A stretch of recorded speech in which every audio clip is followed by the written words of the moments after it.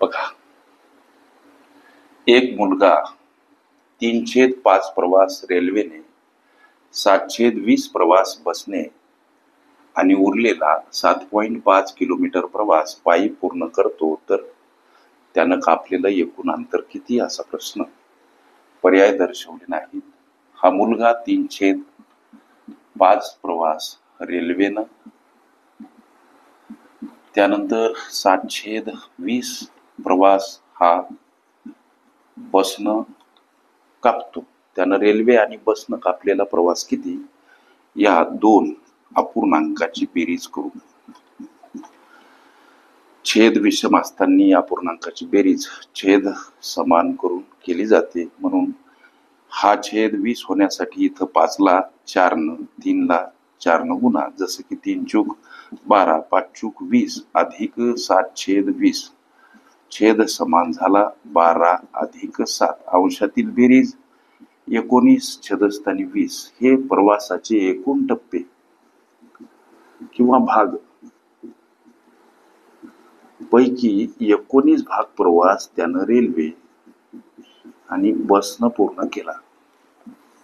मग प्रवास किती करायचा राहिला, 20 वजा 19, एक भाग प्रवासातील, लेकरांनो लक्ष द्या, एकूण एक भाग उरतो. मग हा उरलेला एक भाग प्रवास म्हणजेच 7.5 किलोमीटर, जो की त्यानं पायी पूर्ण केला. उत्तरापर्यंत जायचं कसं, इथं भाग आणि इथं किलोमीटर. उरलेला हा एक भाग प्रवास म्हणजेच हे 7.5 किलोमीटर. एक भाग म्हणजे जर का 7.5 किलोमीटर, तर त्याच्या प्रवासाचे एकूण टप्पे भाग 20 आहेत. तर 20 भाग म्हणजे किती असा प्रश्न मनाशी लेकरांनो लक्ष द्या.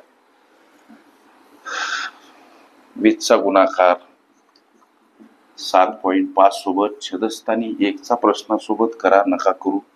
हा गुणाकार करा, दशांश चिन्ह नाही असं समजून.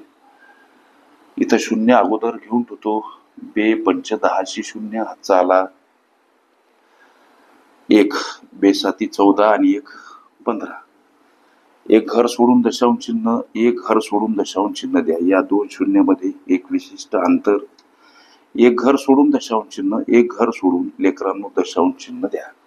लक्ष द्या, दशांश चिन्हानंतरच्या शून्याला काही महत्व मोल नसते. म्हणून मिळालेलं उत्तर 150 किलोमीटर हे त्यानं कापलेलं एकूण अंतर होय. प्रश्नकर्त्या विद्यार्थ्यानं पर्याय दर्शवले नव्हते.